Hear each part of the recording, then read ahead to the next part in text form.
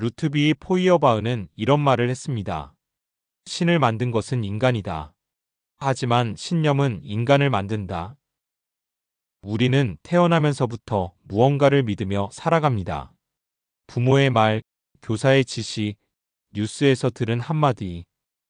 어릴 적에는 누군가의 말을 그대로 따르고 조금 더 자라서는 자기만의 생각을 갖게 되죠.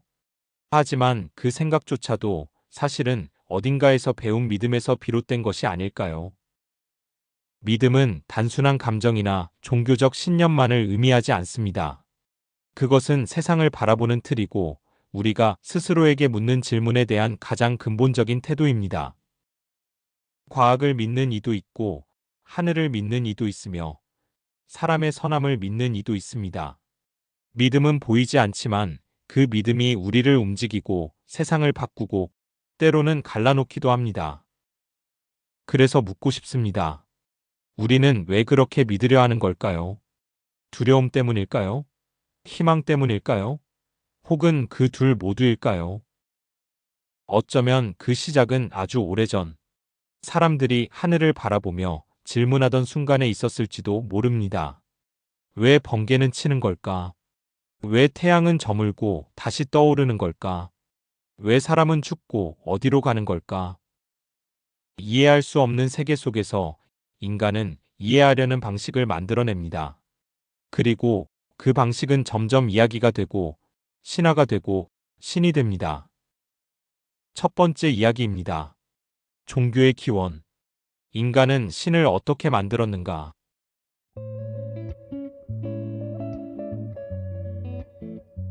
칼 융은 말했습니다.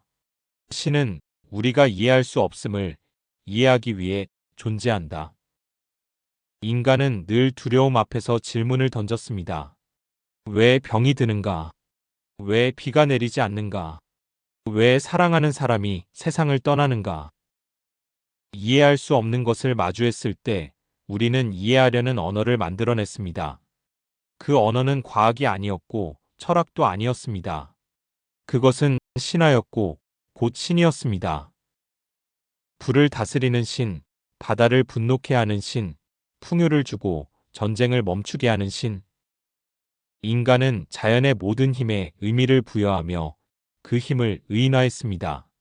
하늘은 감정을 갖고 있었고 죽음은 심판을 의미했으며 삶은 신의 계획이 되어갔습니다. 종교는 무지에서 태어났다고 말하는 사람도 있습니다. 그러나 동시에 그 무지는 연결을 낳았습니다. 혼자가 아니라는 위안, 죽음 이후에도 계속된다는 믿음, 그리고 무엇이 옳고 그른가를 판단할 기준. 종교는 단순한 설명 체계를 넘어 도덕의 기초가 되었고 공동체의 중심이 되었습니다. 하늘을 믿는 것은 결국 서로를 믿기 위한 연습이었는지도 모릅니다. 그렇게 종교는 인간을 묶었습니다. 피를 나누지 않아도 하나의 우리가 되게 했고 언어가 달라도 같은 신을 부르게 했습니다. 그러나 그 믿음이 모두를 감싸 안기만 했던 것은 아닙니다. 어느 순간부터 신은 위로가 아니라 무기가 되었습니다. 신의 이름으로 정복이 시작되고 신의 이름으로 처벌이 이루어졌습니다. 종교는 이제 두려움의 해석이 아니라 권력의 도구가 되어가고 있었죠.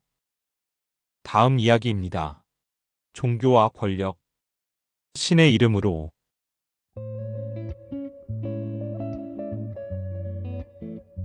블레즈 파스칼은 이렇게 말했습니다. 신의 이름으로 가장 많은 악행이 저질러졌다. 믿음은 순수합니다. 그러나 권력은 그렇지 않습니다. 종교가 사람들의 마음을 하나로 모으던 그 순간 어떤 이들은 생각했습니다. 이 힘을 조금 더 현실적인 무언가에 쓸 수는 없을까? 그리하여 등장한 것이 신의 이름을 빌린 권력이었습니다. 성직자는 신의 대리인이 되었고 왕은 신으로부터 권위를 받았다고 주장했습니다. 백성은 왕에게 복종하는 것이 곧 신에게 복종하는 일이라 믿었습니다. 고대 이집트의 파라오, 유럽의 왕권 신수설, 심지어 현대까지도 정치는 종교의 외투를 입고 종교는 정치의 방패가 되었습니다. 십자군 전쟁은 무엇을 위한 전쟁이었을까요? 정말로 성지 때문이었을까요? 아니면 무역로와 영토 그리고 이권을 위한 전쟁이었을까요? 이슬람의 지하드는 본래 내면의 싸움, 즉 자신의 욕망과의 싸움을 의미했지만 어느 순간 폭력과 전쟁의 이름으로 사용되었습니다. 이단이라는 이름으로 불에 탄 수많은 사람들, 신의 뜻이라는 말로 침묵당한 여성들, 믿음을 강요하며 파괴된 문화들. 신은 사람을 가르쳤지만 사람은 신의 이름으로 사람을 심판했습니다. 왜 그렇게 되었을까요? 왜 인간은 신의 이름을 그렇게 자주 빌릴까요? 그건 신의 권위가 가장 강력하기 때문입니다. 내 생각이라고 말하면 논쟁이 생기지만 신의 뜻이라고 말하면 그 순간 반박은 불경이 됩니다. 종교가 타락한 것일까요? 아니면 인간이 그것을 도구로 만든 것일까요? 결국 문제는 신이 아니라 신을 말하는 사람의 입이고 신의 뜻을 해석하는 권력의 손입니다. 하지만 그렇다고 종교를 모두 불신해야 할까요? 권력에 오염된 종교는 있었지만 그럼에도 믿음은 여전히 많은 사람을 살렸습니다. 폭력의 시대에도 전쟁의 틈에서도 진정한 종교는 고통받는 이들의 곁에 있었습니다. 그 믿음이 누군가에겐 마지막 희망이었고 절망 속에서 다시 살아갈 이유가 되기도 했습니다. 이제 우리는 묻습니다. 권력의 도구가 아닌 인간을 살리는 믿음은 무엇인가? 그 믿음은 어떻게 우리를 다시 일으키는가? 다음 이야기입니다. 종교와 구원. 믿음은 어떻게 인간을 살리는가?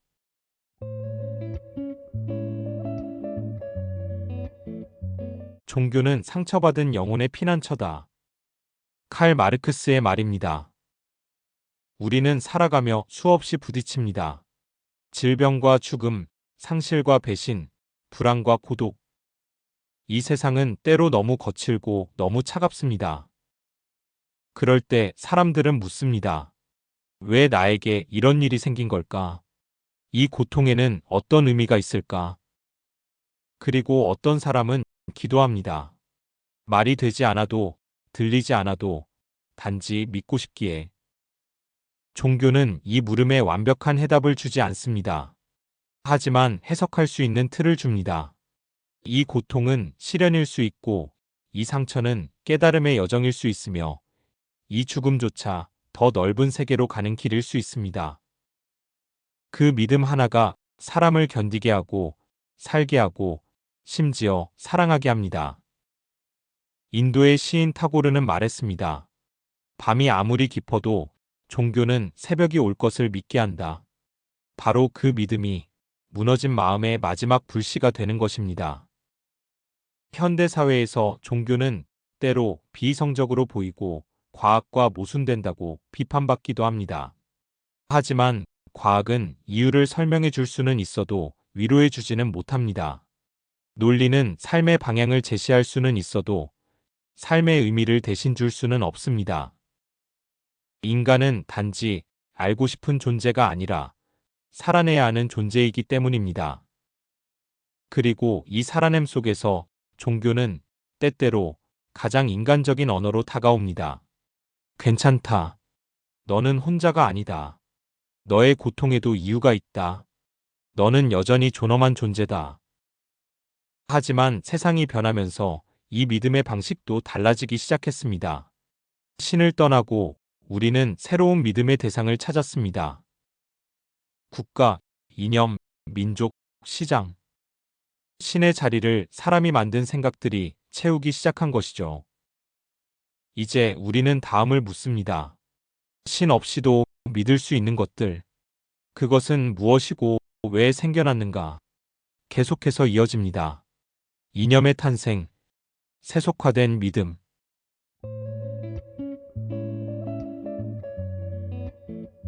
슬라보의 치재기 한 말입니다. 이즘은 새로운 종교다.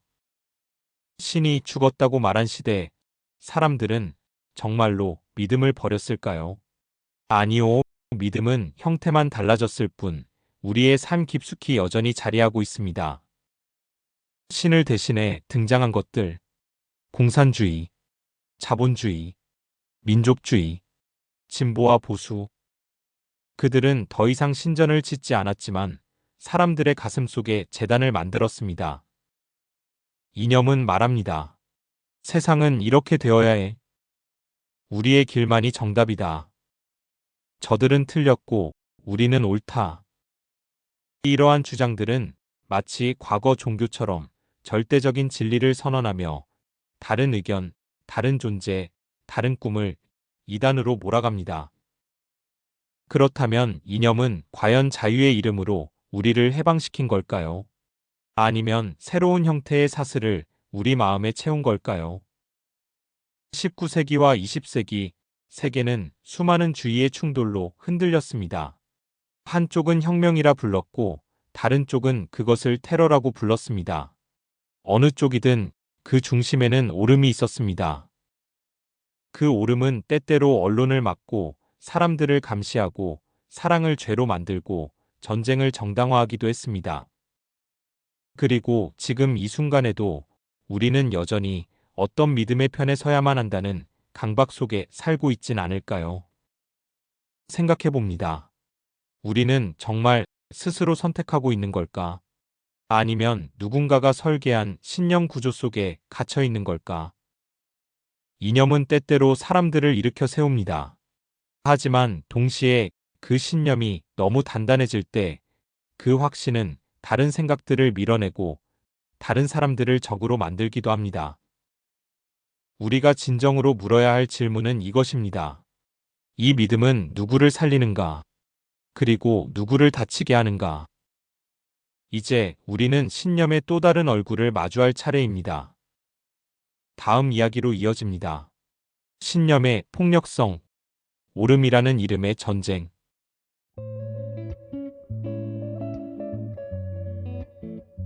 볼테르는 이렇게 말했습니다. 당신이 신념을 갖고 있다는 이유만으로 그것이 모두 옳은 것은 아니다. 신념은 사람을 일으키기도 하지만 신념은 사람을 쓰러뜨리기도 합니다. 나는 옳다는 확신, 너는 틀렸다는 판단.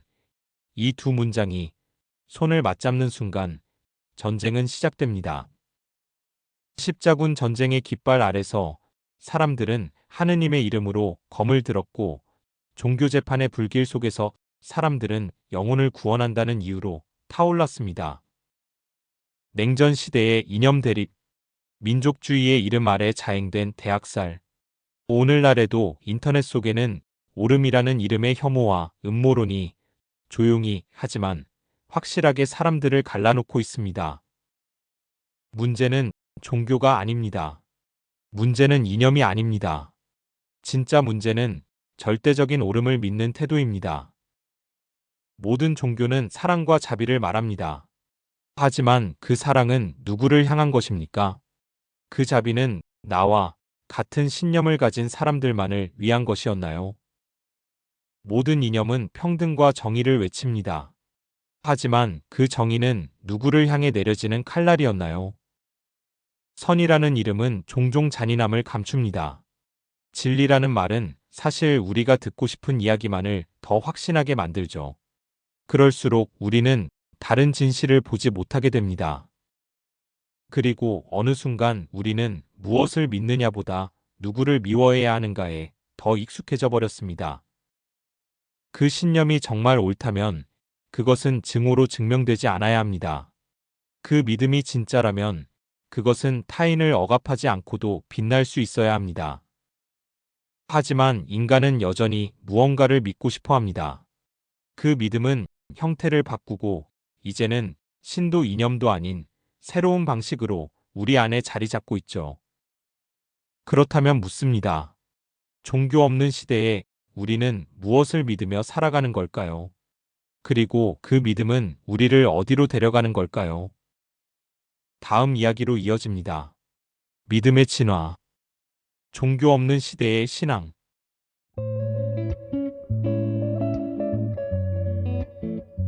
신은 죽었다. 그리고 우리는 그 자리에 무엇을 놓았는가? 프리드리히 니체가 한 말입니다. 신은 죽었다. 니체의 이 선언은 단순한 무신론적 외침이 아니었습니다. 그것은 인간이 더 이상 하늘에서 내려오는 의미에 의존하지 않게 되었음을 말하는 것이었습니다. 하지만 신이 죽었다고 해서 인간이 믿음을 버릴 수 있었을까요? 우리는 신을 부정하면서도 다른 이름으로 신을 만들었습니다. 과학, 자기개발, 국가, 브랜드, 이상화된 나, 그리고 우주가 너의 편이다라는 피드 문구 속에서조차 우리는 여전히 믿고 기대고 기도합니다. 종교는 퇴장했지만 종교적 감각은 여전히 우리 삶에 스며들어 있습니다.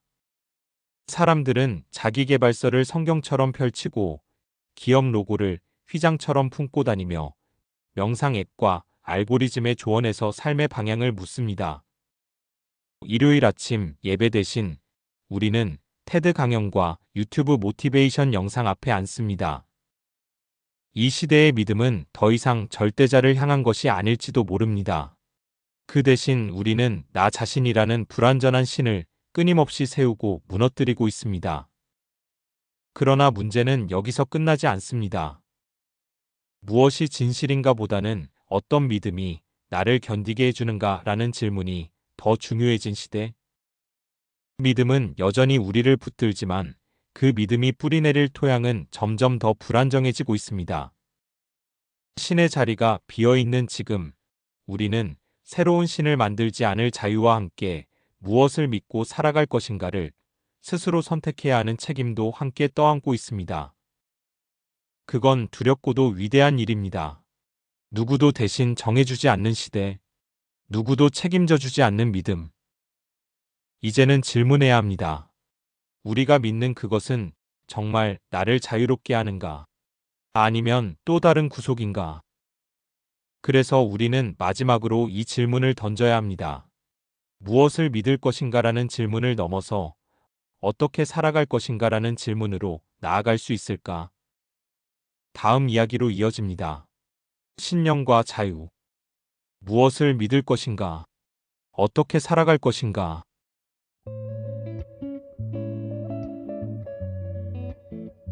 존 스튜어트 밀은 이런 말을 했습니다. 믿음은 자유의 선택이어야 한다.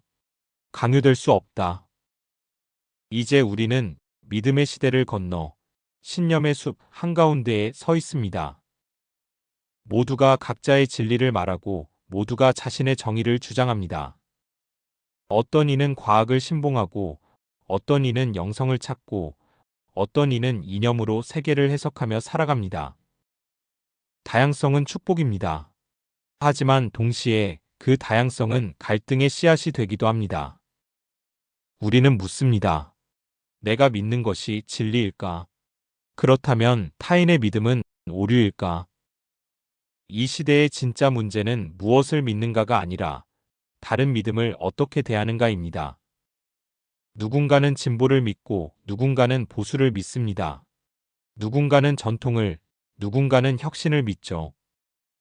그 누구도 완전한 답을 가진 건 아닙니다. 그렇기에 우리가 지켜야 할 것은 믿음의 일치가 아니라 존중의 태도입니다. 신념이 다르다는 이유로 관계를 끊고 혐오하고 배제하는 세상은 우리가 진심으로 원하는 세상이 아닐 겁니다. 진정한 자유는 내가 무엇을 믿을 수 있는가와 동시에 타인이 무엇을 믿든 그 자유를 존중할 수 있을 때 비로소 실현됩니다. 그래서 묻습니다. 우리는 자신의 신념에 대해 얼마나 겸손한가? 우리는 다른 이의 신념에 대해 얼마나 인내하는가? 우리는 신념이 아닌 사람을 보고 있는가? 자유는 누구나 자신의 신념을 가지고 살 수 있다는 약속이고, 공존은 그 신념들이 다르더라도 함께 살아갈 수 있다는 용기입니다. 앞으로의 세상에서 우리가 추구해야 할 믿음은 더 이상 모두가 같은 생각을 갖게 하는 것이 아니라 다른 생각들 속에서도 인간을 바라볼 줄 아는 태도, 다른 믿음 속에서도 존엄을 발견할 줄 아는 시선, 그것일 것입니다. 우리가 어떤 신념을 갖든 그것이 우리를 더 깊이 있는 사람으로, 더 따뜻한 사회로 이끈다면 그 믿음은 진정 우리를 살게 하는 힘이 될 수 있습니다. 그리고 이제 우리는 다시 질문합니다. 믿음이 나를 자유롭게 하고 있는가? 아니면 누군가를 가두고 있는가?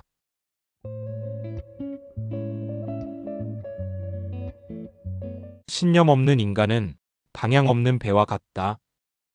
알렉상드르 뒤마가 한 말입니다.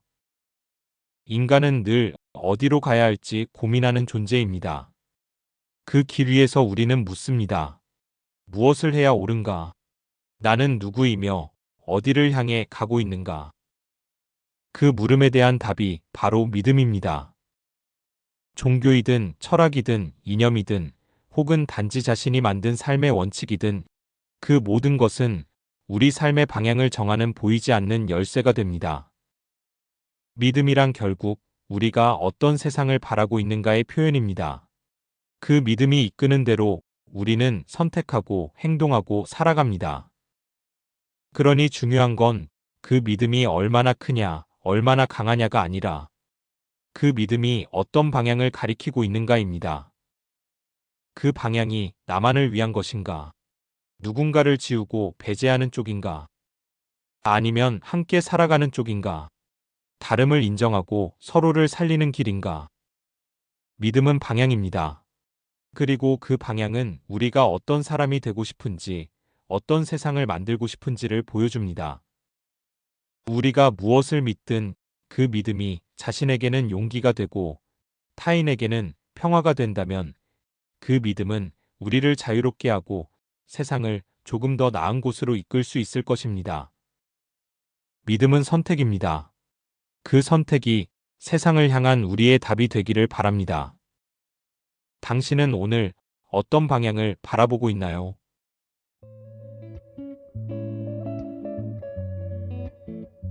시청해주셔서 정말 감사합니다.